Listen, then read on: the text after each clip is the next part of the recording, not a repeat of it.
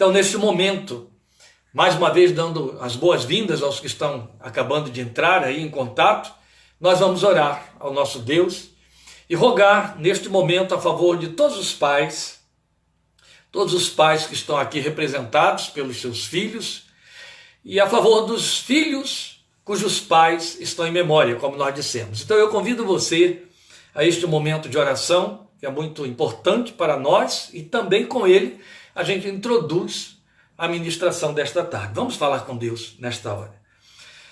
A Ti, Senhor eterno Deus e Pai, Pai de nosso Senhor Jesus Cristo, nosso Pai celestial, por meio de Teu Santo Filho Jesus, a Ti louvor, glória e honra, porque na graça de Cristo Jesus nos dás livre acesso à Tua presença e nos dás a alegria, o gozo, a bênção de podermos Te invocar como Pai sobre os nossos corações, Pai dos Espíritos, como a Tua palavra diz, nosso Pai Celestial, por meio de Jesus, que nos afiliou a Ti, pelo preço que pagou na cruz do Calvário, por essa filiação que representa o que significa a redenção da nossa vida. Glória seja ao Teu santo nome, por Tua fidelidade e misericórdia. Neste momento, meu Deus, nós queremos aproveitar esta ocasião histórica, este tempo que nossa sociedade reservou para celebrar paz, para homenagear paz e rogar ao Senhor a favor da vida destes homens que têm, ó Deus, investido seu tempo, investido seu suor, investido seu talento, investido seu amor na criação de seus filhos, uma missão tão desafiadora num tempo de tantos desafios como nestes dias. Em especial nestes últimos tempos que nós estamos vivendo, em que alguns estão impedidos, bloqueados de levar com leveza, com livres e desimpedidos o pão para dentro de sua casa, para dentro de seus lares. E nós queremos rogar que a graça do Senhor esteja cobrindo estas vidas. Alguns pais ainda jovens, alguns pais estreando nesta experiência magnífica que nos pareia, ó Deus, com o nome com que Tu és invocado sobre a nossa vida. Alguns pais veteranos, alguns pais já no extremo da sua vida, da sua existência, mas todos eles pais, amados como pais, lembrados como pais, homens que enfrentam os desafios da vida para cumprir esta mais nobre missão. Porque nós sabemos que o pai é como a janela da alma, é a janela do mundo para seus filhos. O pai é aquele que entra, aquele que sai. O pai é aquele que introduz o filho na realidade da vida e do peso da vida. E então todo o reflexo, toda a posição que ele ocupa, que influencia, marca por toda a existência. Seu amor, que é uma conquista, meu Deus, torna esta relação absolutamente inesquecível.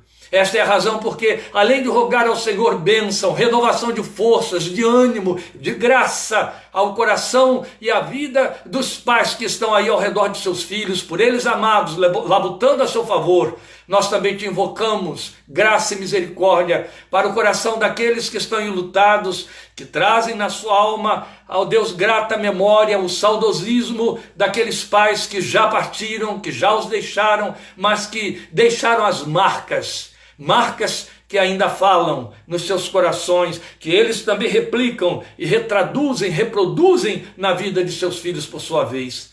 Que a Tua bênção seja sobre estas vidas, ó Pai, que diante de Ti recordam com gratidão os pais que tiveram o privilégio de cuja presença usufruir. Obrigado por estes pais e obrigado pelos filhos que os honram, porque a Tua palavra nos diz isso: honra teu pai e tua mãe, é mandamento Teu, para que se prolonguem os Teus dias na terra. Ó Deus, nós rogamos que esta honra seja ministrada pelo Teu Espírito no coração de todos aqueles que são filhos, que têm os seus pais vivos, e honra que também possa permear seus corações em termos da memória dos pais que já partiram. Nós Te rogamos também nesta oportunidade que Teu Espírito nos conduza nesta meditação, que nos traga uma revelação especial, que abra os olhos da nossa fé, para nós contemplarmos de perto aquilo que pela graça de Cristo Jesus nos foi revelado na tua pessoa, como Deus que é Pai, que se assumiu Pai daqueles que em ti creem por meio de Jesus Cristo, Senhor nosso. Ouve a nossa oração e recebe a nossa gratidão por esta oportunidade tão especial, em que mesmo à distância, apenas unidos através desse instrumento de mídia, nós estamos como igreja conectados com a tua palavra neste fim de tarde, com o coração ardendo de expectativa de ouvir a tua voz, para a qual abrimos a nossa fé e o nosso coração e rogamos a ação dinâmica, o concurso do teu Espírito Santo, para que a tua palavra prevaleça e nos cubra e glorifique teu nome. Volte para ti, levando frutos para os quais tu a tens enviado aos nossos corações. Oramos esperando na tua misericórdia e graça por Cristo Jesus, teu Filho, e para teu louvor e glória. Amém. Amém. Inevitavelmente, portanto, por conta do dia de hoje, como dissemos, e por conta da solenidade deste dia, a gente se sente movido, motivado a pensar na declaração solene de Paulo, na segunda linha da sua bênção apostólica que estivemos citando aqui bem recentemente, em 2 Coríntios 13, em versões mais modernas, 2 Coríntios 13:14, avança um versículo, quando na invocação, na segunda linha, ele fala do amor de Deus. A invocação, a bênção apostólica, apenas para lembrar, é a graça do Senhor Jesus Cristo, o amor de Deus e a comunhão do Espírito Santo sejam com todos vocês. E hoje, dada a data e as circunstâncias, nós vamos pensar nesta segunda linha da bênção apostólica, o amor de Deus. E a razão por que nós vamos grifar esta segunda linha está no fato de que Deus se nos é revelado nas Escrituras como Pai. E quando a Bíblia fala do amor de Deus, está falando do seu amor paterno. Em nenhum momento ela nos apresenta o amor de Deus desconectado desta posição da paternidade divina. E isso é fundamental para a nossa confissão, meus queridos. Grava isso. Em nenhum momento, quando a Bíblia faz referência ao amor de Deus, ela pensa em Deus amando fora da sua figura ou do seu lugar de pai. Isso é muito bonito. É de tal ordem que eu me lembro do meu velho pastor, toda vez que ele fazia a invocação da bênção apostólica sobre o povo, ele acrescentava isso: a graça de nosso Senhor Jesus Cristo, o amor de Deus, nosso Pai. Até hoje a gente ainda encontra alguns pastores usando desse apelativo, a graça de nosso Senhor Jesus Cristo, o amor de Deus, nosso Pai, de tal maneira que algumas pessoas pensam que a expressão nosso Pai está embutida na bênção apostólica. Não está de forma explícita, mas tão patentemente presente que alguns inevitavelmente a evocam, a apresentam. E eu gosto de pensar e entender que aquela oração de Jesus registrada em João capítulo 17, Evangelho de João capítulo 17, nos remonta exatamente a isso. É quando ele diz a Deus na oração: manifestei o teu nome aos homens que do mundo me deste. O que é que eu gosto de pensar nisso aí? O fato de que os judeus sabiam do nome de Deus que era impronunciável. Eles não o pronunciavam já há 1000 anos, no mínimo. E é tanto que se perdeu o som desse nome. Há uma tentativa de resgate aí através de algumas versões, literatura teológica, etc., mas é um esforço indevido. E aí quando Jesus diz: manifestei o teu nome aos homens que do mundo me deste, a gente fica perguntando: qual o nome? Qual o nome? Ele citou um nome em algum momento? Deus se pronunciou a Moisés na revelação em Êxodo capítulo 3, no Horebe, dizendo isso: eu sou, este é o meu nome. Você vai dizer aos hebreus, aos filhos de Jacó: eu sou, me enviou a vocês, eu sou. E esse nome que ficou representado aí por um tetagrama hebraico, ele se perdeu o seu som. Então, na hora que Jesus diz lá na oração do capítulo 17 de João: eu manifestei o teu nome, a pergunta inevitável que a gente levanta é essa: então qual é o nome? Qual foi o nome? O exame dos evangelhos, o exame do ministério de Jesus, ouvir o som da sua voz, especialmente quando ora e quando ensina os discípulos a orar, atendendo a uma solicitação deles. Falamos sobre isso há algum tempo atrás, lembra? A escada do Pai Nosso, vocês devem estar lembrados. Nos faz ver de imediato que nome foi esse que ele deu a Deus e manifestou aos homens: Pai, vocês orarão assim. Lembram disso?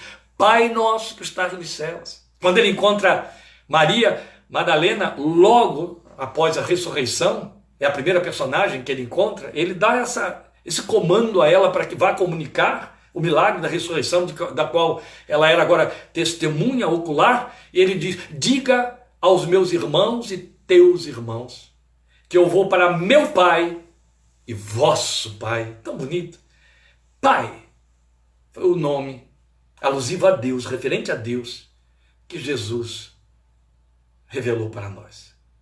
E foi de fato o Senhor Jesus quem nos revelou a paternidade divina como ninguém antes dele pensou em fazer, ou sequer que se pudesse fazer. Quando Moisés fala para Israel, está lá em Números 19, que Deus é o Pai de Israel, ele está se referindo a Deus como autor da nação, autor do povo. Entende? Mais criador do que essa característica familiar com que Jesus o apresenta para nós.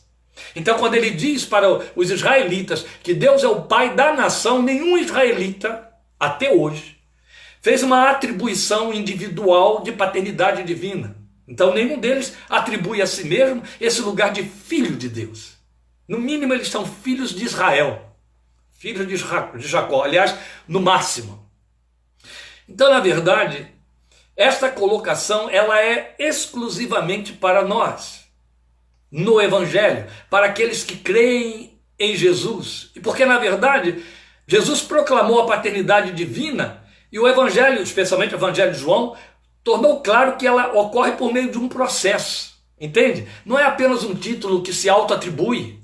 As pessoas fazem isso, se jactam, batem no peito, até, quem sabe, por piedade, dizendo: Deus é meu Pai, eu sou filho de Deus. Mas isso aí não resulta numa realidade ou numa experiência plena. Não passa de expressão de desejo ou de piedade, e às vezes até de expressão religiosa. Porque a Bíblia deixa claro que filiação divina é um processo que parte de Deus. Lembram? Estivemos aqui há 2 domingos falando sobre o novo nascimento.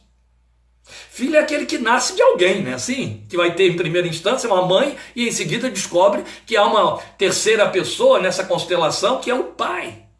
Não foi diferente na vida espiritual. O Evangelho de João, capítulo 1, versículo 12, deixa isso preciso para nós. Declara textualmente que somente aqueles que receberam a Jesus, a estes, Deus lhes deu o poder de serem feitos seus filhos. Opa! Então é um processo. De forma que ter Deus por Pai não é decorrente de uma autoproclamação humana, de jeito nenhum. É resultado de um agir de Deus. Ele opera uma realização transformadora de natureza, que estivemos chamando, a Bíblia chama, de novo nascimento. E o Evangelho nos ensina fartamente esta gloriosa doutrina. Fartamente. Nós aprendemos que a filiação divina é resultado desse processo espiritual da parte de Deus no coração de quem crê. E Paulo trabalha com isso textualmente em Romanos capítulo 8, um dos textos mais ricos da Bíblia e mais apaixonante para mim. E se você está aí no momento de culto com Bíblia na mão, como eu espero e desejo que aconteça cada domingo à tarde, já pode abrir a sua Bíblia aí em Romanos 8. Eu vou ler os versículos 14 e 16, depois eu cito 17, onde a gente fundamenta essa argumentação. O apóstolo Paulo faz isso ensinando para nós. Então temos aqui, Romanos 8, 14 a 16, o texto dizendo: porque todos os que são guiados pelo Espírito de Deus são filhos de Deus. É muito interessante. Se você quiser inverter o texto, a ordem dos fatores vai alterar o produto. Todos os que são filhos de Deus são guiados pelo Espírito de Deus. Paulo está dizendo exatamente o oposto. Todos os que são guiados pelo Espírito de Deus são filhos de Deus. O primeiro movimento do guiar do Espírito de Deus é em direção a Deus como Pai. Então as pessoas tornam isso experiencial, pensando em uma orientação profética, uma revelação, um sinal, ser guiado nas atividades do dia a dia e coisas semelhantes, porque isso acaba fazendo parte de uma deturpação de fé a respeito da proposta do Evangelho. O Evangelho, ele existe em função de nós participarmos do propósito de Deus e não Deus participar do nosso propósito. O processo está invertido na cabeça das pessoas. Então, quando a Bíblia diz que os que são guiados pelo Espírito de Deus são filhos de Deus, é para mostrar por onde o Espírito de Deus nos guia. E ele nos guia primeiramente, a direção primeira é a pessoa de Deus Pai. Depois nós temos o versículo 15, então é a continuação. Pois vocês não receberam um espírito que os escravize para novamente temerem, mas receberam o Espírito que os torna filhos por adoção, por meio do qual clamamos, Abba. Não vou gastar tempo aqui em cima, embora essa expressão sozinha é de uma riqueza sem par, exatamente porque é tão rica que não temos esse espaço, também não é o nosso propósito. Mas quero chamar sua atenção para uma palavra inédita que surgiu aí, que quando Paulo diz que o Espírito nos torna filhos por adoção, filhos de Deus por adoção, e alguns por conta de nossas leis, entendem que ser filho por adoção é ser filho adotivo, e não é.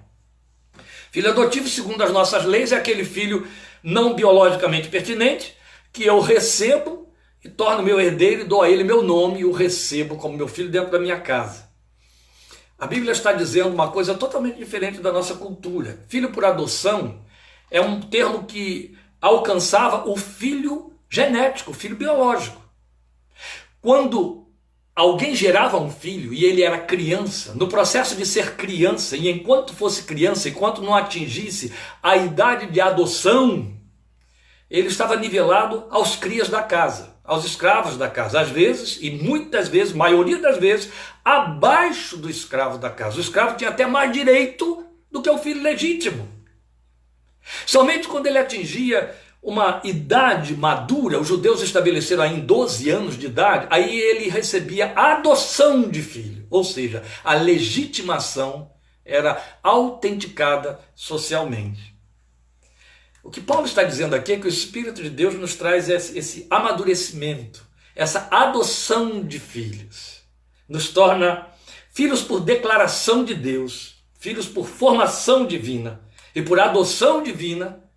O que ele está dizendo é inclusão na natureza de Deus. Natureza.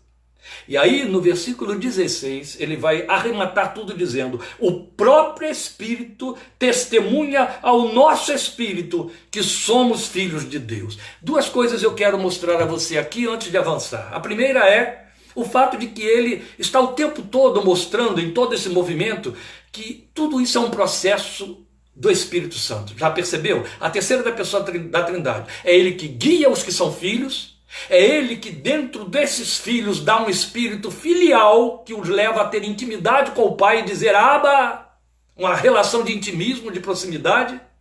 E é ele que vai lá dentro, no cerne, no homem interior, no espírito desses filhos, para dizer, você é filho. Para dar convicção dessa filiação. De forma que ninguém pode tirá-la. Lembra da tentação de Jesus? A tentação de Jesus, que está registrada em Mateus 4, é emblemática. Porque quando Satanás aparece para tentar o Filho de Deus, e ali está uma janela que se abre para mostrar qual é de fato a intenção com que Satanás, o grande tentador, nos tenta. Ele vai tentar quebrar a consciência de legitimidade filial do Filho de Deus. Se tu és filho de Deus, ele propõe 3 vezes. Esses 3 que aparecem na Bíblia todo o tempo, até mesmo Satanás se serve dele. Se tu és filho de Deus, manda que isso aconteça, faça daquela maneira, haja de outra forma. E Jesus refuta tudo e o expulsa. A preocupação de Satanás é justamente nos tirar esta convicção de filiação que o Espírito gerou, porque Deus operou isso. E ele faz isso gerando medo, sentimento de ser escravo, de estar escravizado. Por isso é que, eu estou falando do diabo, por isso é que Paulo diz que o Espírito que entrou em nós não foi um espírito de medo para ficarmos escravizados, mas foi aquele Espírito que nos dá a autoridade de filhos, aquele Espírito que nos dá a intimidade de filhos, aquele Espírito que nos dá posicionamento de filhos. E esse Espírito vai lá dentro de nós e diz, você é filho, não importa que o tentador venha, e através de pedras que ele quer que você transforme em pão, através de espetáculos pirotécnicos da fé, do tipo pule do templo lá embaixo, através de seduções do tipo você está adorando um Deus como Pai que não lhe oferece coisas que brilham, coisas que podem ser contabilizadas. Eu posso te dar tudo isso aí, que é tudo que você deseja. Essas foram as fontes, os pontos de tentação sobre a filiação de Cristo Jesus de que Satanás se serviu. Ele continuou fazendo o mesmo processo. E então quando ele nos põe em dúvida, mas eu mandei que a pedra se tornasse pão e não virou pão, então eu não sou filho. Mas eu fui temerário, eu abusei, eu fui além do que devia das minhas escolhas e quebrei a cara, então eu não sou filho. Estou me referindo à nossa tradução do lançar-se do templo, que ele sugeriu a Jesus, do pináculo do templo. Eu orei para que Deus me fizesse prosperar pela fé, e a minha empresa faliu, então eu não sou filho. Entende? Estas são as áreas onde ele vai tentar desvincular da nossa fé, da nossa confissão, a convicção de que somos filhos de um Pai que nos abençoa com toda a sorte de bênçãos espirituais nos lugares celestiais em Cristo Jesus. Estamos dentro da mesma cartilha que você tem acompanhado.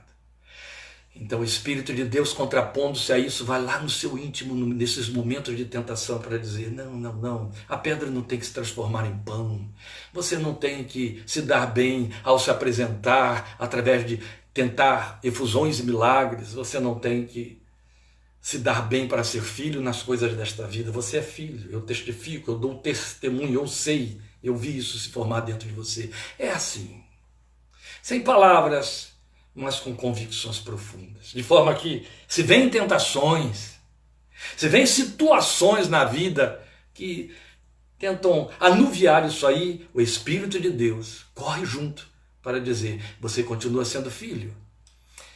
Porque Deus, uma vez Pai, jamais vai ocupar outra posição. Nós podemos tentar tirá-lo deste lugar. Ele não sairá de lá. Veremos isso dentro de mais alguns minutos. Depois nós vamos ter isso aí, o texto de Romanos 8, elucidado em Gálatas 4:6. Ele fica mais fortalecido em Gálatas 4:6. Há um reforço do ensino. E esse reforço se inscreve dizendo assim, e porque vocês são filhos, Deus enviou o Espírito do seu Filho ao coração de vocês e ele clama, Abba. Como é importante a gente entender esse jogo de palavras, que é mais do que jogo de palavras, é uma revelação de Deus, porque são filhos, Deus enviou o Espírito do seu Filho no coração de vocês, que clama, Abba. É um pouquinho diferente de Romanos 8,15, onde Paulo havia dito que, porque o Espírito está dentro de nós, baseados nele nós clamamos Abba. Agora ele está aqui dizendo que esse Espírito dentro de nós, Espírito de Filho, é que clama Abba. Lembram quando falamos aí de segurança e dissemos que o Espírito de Deus intercede por nós? São mistérios revelados e de uma beleza extraordinária. O que temos aqui em Gálatas 4:6 é um esclarecimento ainda mais intenso de Romanos 8, quando o apóstolo Paulo está dizendo que essa intercessão com o Espírito de Deus que mora em mim, mora em você, ele só mora naqueles que são filhos, não é? Em Romanos 8:10 que eu não li, o texto da palavra de Deus diz que todos os que são guiados pelo Espírito de Deus são filhos de Deus. Aliás, isso lemos, perdão, que se alguém não tem o Espírito de Cristo, esse tal não é dele. Então, para você pertencer ao Senhor, o Espírito do Senhor tem que habitar aí dentro de você. Se o Espírito de Deus habita dentro de você, você é filho de Deus, com toda certeza. Pois bem, esse Espírito que habita dentro dos filhos, ele clama ao Pai como filho. Ele traduz a sua oração como um filho o faria, como o filho de Deus o fazia e o fez. Essa é a tradução. Esse é o aperfeiçoamento da intercessão. Isso é muito lindo. A continuação dos textos, tanto em Romanos como em Gálatas, este é outro ponto a considerar aqui, mostra que o apóstolo, ao nos posicionar como filhos de Deus, ele faz contraposição à condição dos escravos, para mostrar o elevado contraste quanto ao lugar que ocupamos. O escravo era a cria da casa sem direito a nada. O filho, sem adoção, estava naquele nível até abaixo dele, já dissemos.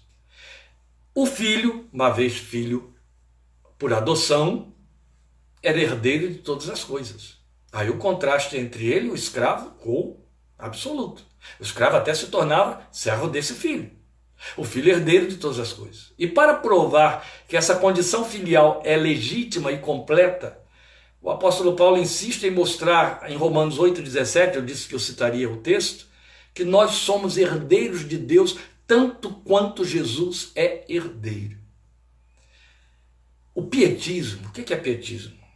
É a piedade exacerbada ou falsa piedade que fica incrustada de culpas, nos impede de aceitar esta revelação com liberdade. Não, Jesus é herdeiro do Pai eterno, eu consigo entender. Agora que eu seja herdeiro tanto quanto Jesus no mesmo nível, aí é pedir demais. Eu sou esse pecador aí que chinfrim. É verdade, eu e você somos os pecadores chinfrins. Isso não impede que Deus continue fiel e justo na sua proposta e promessa. E quando ele diz que nos torna filhos, Jesus é o primogênito, ele nos faz filhos co-herdeiros com Cristo. Herdeiros de Jesus. É a declaração de Romanos 8,17. É texto da palavra de Deus. E ainda o próprio Senhor Jesus fez esse contraponto quanto a nós, entre ser filho e ser escravo. Está lá em João 8,35. Ele diz, o escravo não fica sempre em casa, o filho sim para sempre. Para dizer que Deus nos transformou em filhos dele, mais do que filhos de Abraão. Está lá no texto de João capítulo 8. Mas a revelação da palavra de Deus nos remete ao amor de Deus na sua qualidade de pai. É disso que estamos falando. Estamos falando de amor paterno. E o que conhecemos desse amor? Olha, meus queridos, eu poderia até parar aqui só em cima desta questão que acabo de levantar e consumaríamos o tempo que temos aí sem avançar mais nos textos, por conta das distorções que a nossa mente faz a respeito da paternidade divina. Eu volto à questão. O que conhecemos desse amor paterno em Deus? De Deus, Pai, que nos ama como Pai. Eu passo a lhes mostrar algumas janelas que nos permitem ver, conhecer e pensar. Primeiramente temos Jesus nos revelando a intensidade do amor desse Pai. Se ficou complicado para você aceitar, espero que não, que somos herdeiros na mesma medida do Filho de Deus, vai ficar pior agora. Mas vai reforçar toda a nossa argumentação com revelação da palavra de Deus. A palavra se explica por si mesma. Aquela oração que eu citei no início, João capítulo 17, a oração que Jesus fez, em que ele disse, manifestei o nome como Pai. É lá mesmo, agora no versículo 23. Jesus encerrando a oração, ele diz assim, ele está suplicando, e ele diz assim ao Pai, eu neles, se referindo aos que creem nele, aos cristãos, hoje nós os chamamos de cristãos, não é assim? Eu neles, e tu em mim, a fim de que sejam aperfeiçoados na unidade, para que o mundo conheça que tu me enviaste e os amaste, como também amaste a mim. Estamos falando da intensidade do amor de Deus. Qual é a medida do amor com que Deus nos ama? Bem, nós vamos apresentá-la agora mesmo, mais dilatada ainda. Mas estamos falando de intensidade para você perceber que foi Jesus quem estabeleceu assim, Pai, que o mundo saiba que tu tens amado a eles como amaste a mim. O amor que tu tens e tiveste por mim é o que tu tens por eles, é na mesma medida. Leve isso para o seu coração. Foi o Filho de Deus que abriu essa ponte, que pelo seu sacrifício pagou o preço para isso. Tornou possível que nós fôssemos objetos do amor de Deus na intensidade com que Deus amou o seu Filho. Pastor, mas é desse jeito? Foi Jesus quem disse, o Pai ama o Filho e todas as coisas sujeitou a Ele. Ele nos ama nessa intensidade, então. Vamos lembrar do que Paulo nos diz em Romanos 8,31. Ele declara que Deus nos amou quando nós ainda éramos seus inimigos. Ele amou-nos como inimigos. E Paulo disse isso, se quando nós éramos inimigos de Deus, está lá em Romanos 8, confira depois, a partir do versículo 30. Se quando nós éramos inimigos de Deus, Deus nos deu o seu Filho, não poupou o seu Filho, provando que nos amava mesmo nós sendo inimigos, é o que está ali para você entender. Quanto ou como não nos dará com Ele todas as coisas? Preciso explicar mais? Não, a palavra de Deus já explicou para você. Entende? A intensidade do amor paterno. Ele te ama como filho, o filho que foi adotado em Jesus, com o mesmo amor que ele atribuiu ao seu filho. Isso é a intensidade do amor de Deus por nós. Depois nós ouvimos que esse amor nos precede no tempo, desde os dias da eternidade. Está lá no Velho Testamento, Jeremias, capítulo 31, versículo 3. Há muito que se me apareceu o Senhor dizendo, com amor eterno eu te amei. Isso é lindo demais. Com amor eterno eu te amei, disse o Senhor. O que a gente pode, em primeira instância, entender desta declaração, eu te amei com amor eterno? Primeiramente, você pode entender que é um amor que tem os seus dias nos dias da eternidade. Se a Bíblia diz que o Filho de Deus é o Cordeiro que foi morto na fundação do mundo, eu não estava na fundação do mundo, nem você. Mas o Filho de Deus já estava sendo considerado ali o Cordeiro que foi morto. Prova do amor de Deus por mim e por você para nos tornar filhos. Isso é suficiente para a gente pensar que esse amor é eterno? Bem, eu quero dizer a você que o amor eterno precede a fundação do mundo. E aí não dá para a gente mensurar. Quando começou a eternidade, ela não tem começo. O que a Bíblia está dizendo é que a partir do momento em que Deus se manifesta como Deus, Ele já estava nos amando. E fez as coisas acontecerem para que nós pudéssemos usufruir desse amor no seu tempo, no nosso tempo, dentro da nossa geração. Esta é a primeira coisa a entender sobre o amor eterno, o amor que nos precede no tempo, nos dias da eternidade. A segunda coisa é que um amor eterno, como Paulo diz muito bem em 1 Coríntios capítulo 13, não acaba. Não sofre variação, porque eterno ele não acaba. Por isso que a vida que ele nos deu é eterna, ela não vai acabar. Porque esse amor é eterno, ele não é suspenso, ele não se interrompe.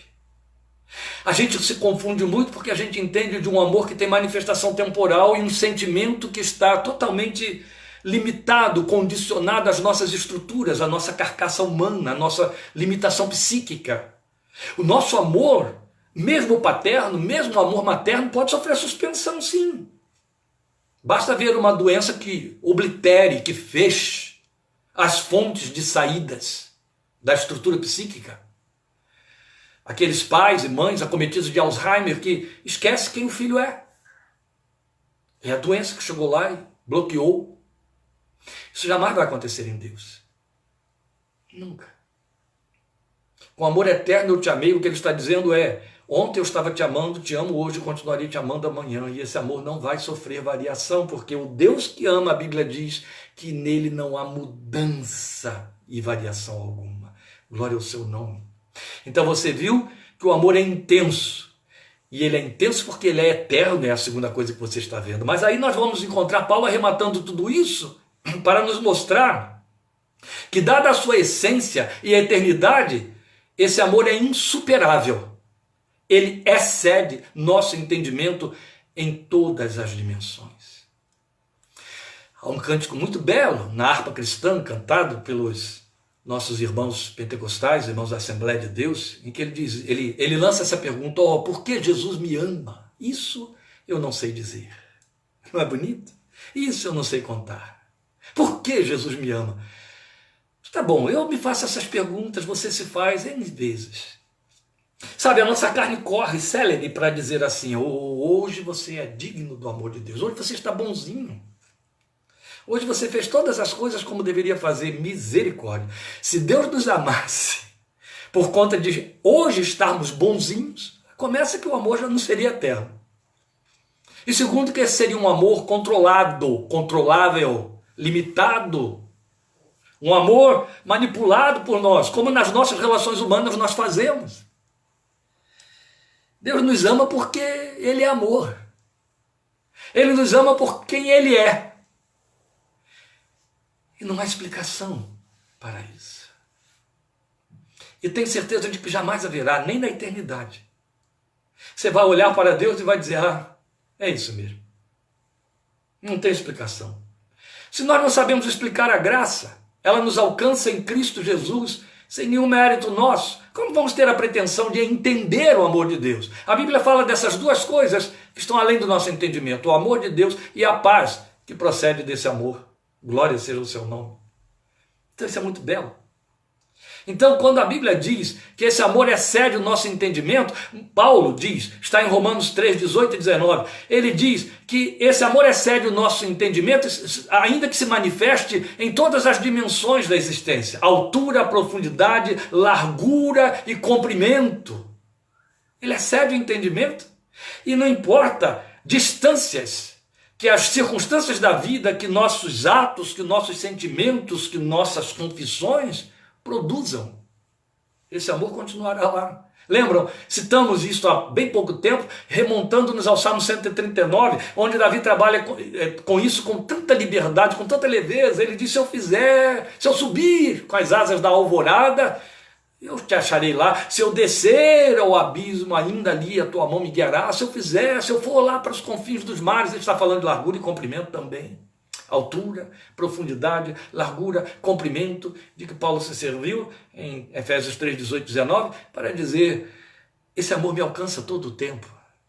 Ele excede o entendimento. Nunca devemos esquecer que o amor que Deus nos oferece é amor paterno. E tal como ocorre na realidade humana, o amor paterno é uma oferta, é uma conquista do amor do filho feita pelo pai. Por que eu estou fazendo essa colocação aqui, tal como acontece na experiência humana? Porque eu gosto de repetir muito isso, os que têm me acompanhado já ouviram isso muitas vezes, tenho certeza que gostariam de ouvir de novo, só não tenho tempo para dilatar a explicação, mas eu quero só ligeiramente trazer essa realidade diante dos seus olhos. É muito fácil explicar o amor materno. Nós estamos aqui vivendo essa realidade. Laís está em vias de trazer à luz João Lucas, nosso primeiro netinho, talvez semana que vem, daqui a mais 15 dias, mais tardar, agora em agosto. E a gente vê como ela se tornou outra pessoa, quase outra criatura, onde ela desapareceu no contexto, no cenário, na geografia. Não estou sendo grosseiro, mas eu quero que você entenda essa linguagem, você que é mãe, você que já foi mãe, você vai entender perfeitamente. Laís parece que só tem barriga, ela não tem mais cabeça, ela não tem ouvido, ela não tem boca, ela tem barriga. Ela pensa na barriga, ela vive em função daquele ventre que agasalha e forma o João Lucas. 24 horas por dia sendo mãe que ainda não deu à luz, imagine depois, né? Mas isso acontece com todas as mães. Então é fácil você entender o amor materno. Ela carrega essa criança, e não só carrega, que acho que é um verbo pesado, ela forma.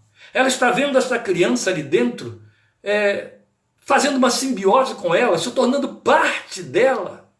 E quando deixa de ser parte dela, se torna una com ela, um período longo da vida. E aí a psicologia corre para dizer, forma-se um cordão umbilical psicológico que não se rompe nunca mais, nem pela morte.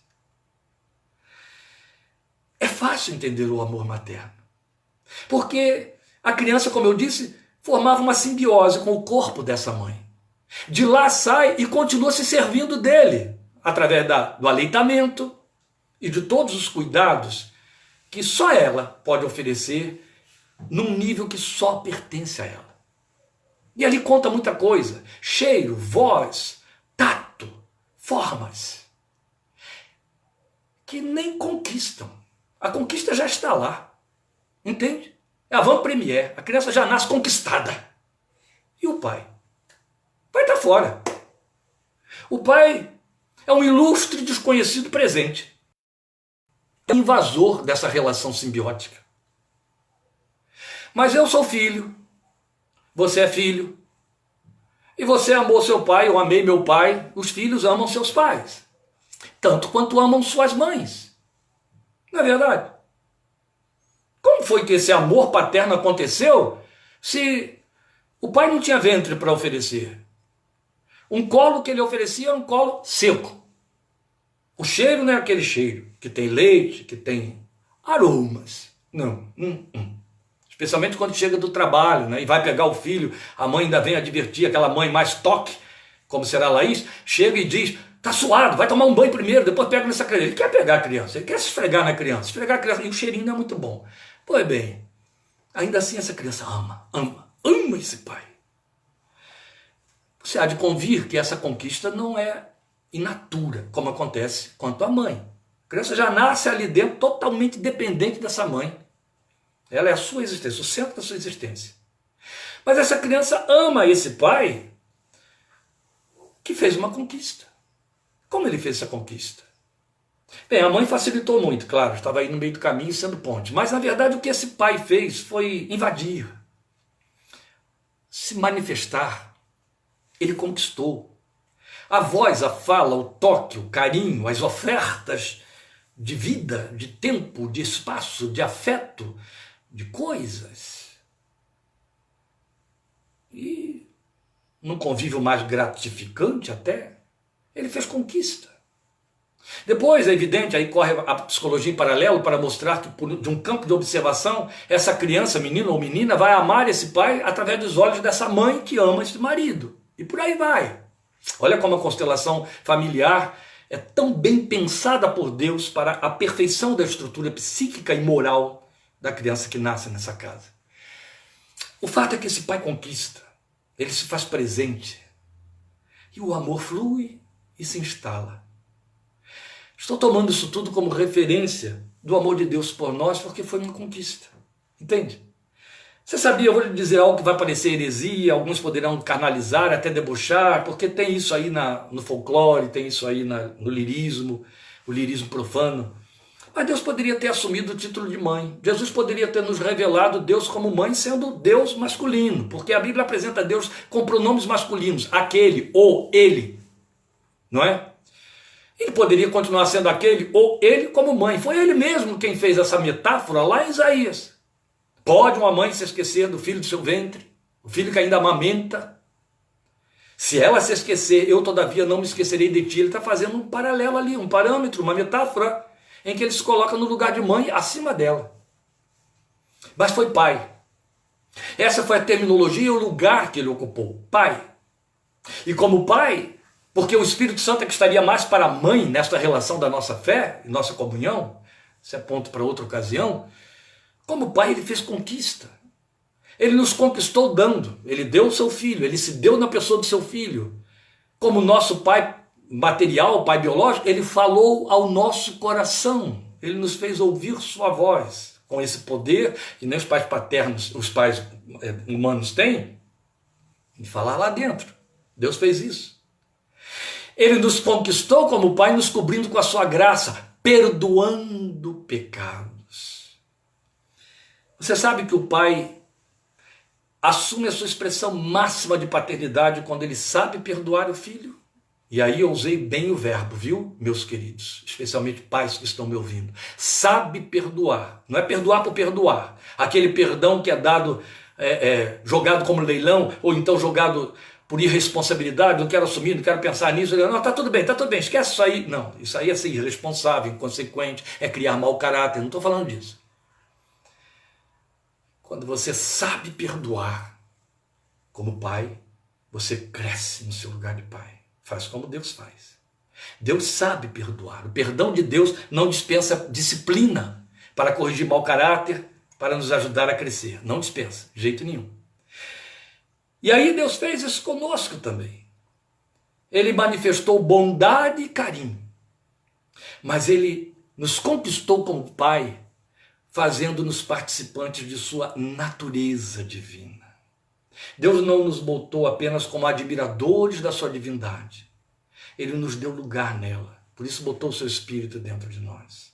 Por isso o Espírito que ele botou dentro de nós, o mesmo Espírito de Jesus. Jesus disse, por isso o Pai me ama. Jesus amava o Pai. E é esse Espírito de amor que está dentro de mim e de você. Esta é a razão porque Deus está à vontade para determinar, e o seu Filho repetiu isso, que ele quer ser amado e ordena que nós o amemos de todo o nosso coração, de todo o nosso pensamento, de todas as nossas forças, com toda a nossa alma. Olha, não parece uma pretensão despótica? Você tem que me amar de todo o seu coração. Não é assim. Ele botou esse espírito de amor dentro de nós. A Bíblia declara textualmente isso em Romanos capítulo 5. O amor de Deus está derramado em nossos corações pelo seu espírito que nos foi dado. Deus te potencializou a amá-lo como filho, para ser um adorador como filho. Deus potencializou você como filha a amá-lo como pai. Entende? Mesmo porque, na nossa experiência e formação, alguns de nós entram muito em conflito com a palavra pai e paternidade. Por quê? Porque passamos a vida fazendo projeções das nossas experiências, das coisas que são formadas lá dentro de nós, que calcamos interiormente. A gente faz projeção o tempo todo. A gente projeta maternidade numa professora, maternidade numa anciã. A gente projeta paternidade nos superiores, nos professores, nos líderes. E se a experiência de paternalização foi negativa, o mau pai, ele existe. O pai ausente, ele existe. O pai que deixa marcas sofridas. Eu me lembro de uma mulher, uma pessoa que eu honro e respeito muito, uma certa vez me dizer que quando ela lembrava do pai e não dizia que não amava esse pai português, naquela época muito austero, ela disse que quando ele nos repreendia, o olhar dele doía como se nos batesse. Ela não considerou isso uma experiência negativa. Mas há aqueles que, e isso não vale só para o pai, vale para a maternidade também, vivenciam algo mal nesta relação. E aí corre o risco de fazer essa projeção para a pessoa divina de forma negativa. E ela não é negativa só no aspecto de que há um mau pai, por ter sido um pai cruel, um pai tirano. Não. As pessoas, a maioria das vezes, fazem transferência para a paternidade. Foi por isso que eu comecei tudo isso aqui dizendo que há alguns equívocos.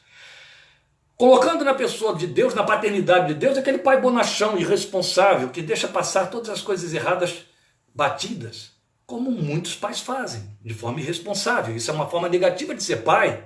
É o pai que não sabe estabelecer limites, não ensina. Ele deixa correr frouxo. Aliás, ele ultra favorece esse filho sem correção nenhuma, de maneira que a vida para esse filho parece que a única verdade é essa facilidade toda, plena, completa. E aí tudo que há de ruim nessa natureza adâmica que trazemos conosco tem lugar e cresce. O preço lá na frente é muito caro. Há aqueles que fazem transferência disso para Deus também. Então, de maneira que Deus tem que ser o doador contínuo o tempo todo, que recebe tudo, aceita tudo, deixa passar tudo, e ainda vai correndo atrás para abençoar as decisões, mais erradas que elas sejam, lamentavelmente, meus amados. É a experiência da maioria. Mas não é assim que funciona a paternidade divina. Ele nos faz participantes da sua natureza para desejarmos o que pertence a ela. Santidade, honra, o contraste com o mundo, entende? Importa entender que por amor paterno em Deus nós temos um amor que é responsável. Ele não é paternalista. As pessoas entendem que o amor significa Deus doador. A Bíblia nos mostra coisa bem diferente. A Bíblia nos mostra em Hebreus capítulo 12 que porque é pai e nos ama como pai, Deus é disciplinador. Ele nos disciplina, ele nos corrige porque nos ama. Está em Hebreus capítulo 12, depois você pode conferir, versículos 4 a 11. Depois nós temos Jesus nos ensinando na parábola de Lucas capítulo 15, lembram? Aquilo que chamamos de filho pródigo, o filho que sai de casa, que esse filho decide sair de casa, viver por conta própria, fora do cuidado do pai, fora das leis regidas dentro da casa pela autoridade do pai. Esse filho sai, porta fora, e o pai não vai atrás. O pai deixa que ele vá. Quando ele volta, estropiado, todo arrebentado, como é natural, ele encontra o pai no mesmo lugar, no lugar de pai, para recebê-lo como filho. Mas o pai não saiu correndo atrás dele. O pai não foi atrás limpando as coisas. Não, deixou ele passar por sua experiência de não paternidade para poder valorá-la, para poder saber o lugar que esse pai ocupa como pai e quanto ele deve se sentir protegido no único lugar onde ele pode estar protegido, na ambiência dessa paternidade. Entende? Porque como pai, O nosso Deus é responsável e é formador de caráter. Ele é Pai justo e santo. Eu termino só reforçando isso para você. Este Pai nos ama. Ele espera que nós tenhamos atitudes próprias de filhos. Daí a sua palavra nos exortar. Vejam, está lá em 1 João 3,1. Vejam como é grande o amor que o Pai nos concedeu. Somos ou sermos chamados filhos de Deus. Somos chamados filhos de Deus. O que de fato somos. É João quem está dizendo. Por isso o mundo não nos conhece, porque não o conheceu. Ou seja, o trato que o mundo dá e o pensamento que o mundo tem de Deus vai dar aos filhos de Deus que estão identificados com a sua natureza. Encerro deixando com você Malaquias 1,6 para que você pense este Dia dos Pais com respeito a Deus em cima desse texto. É o coração de Deus falando conosco. O filho honra seu pai e o servo o seu senhor. Se eu sou pai, onde está a honra que me é devida? Meus queridos, logo mais, sugiro a você, abra sua Bíblia no Salmo 103 e leia os versículos 13 e 14. Você vai ouvir algo muito especial, onde o salmista diz: como um pai se compadece de seus filhos, assim o Senhor se compadece dos que o temem, para dizer que ele padece junto se você passa por algum padecimento. Ele conhece a nossa estrutura, o texto diz. Sabe que somos pó. Nosso Deus é um Pai que, ao nos dar a sua natureza, assume a nossa sobre si, por meio de Jesus. Glória seja o seu nome. Se você já rendeu ao Filho de Deus a sua vida e a sua fé, Deus lhe trata como filho. Deus lhe trata como filha.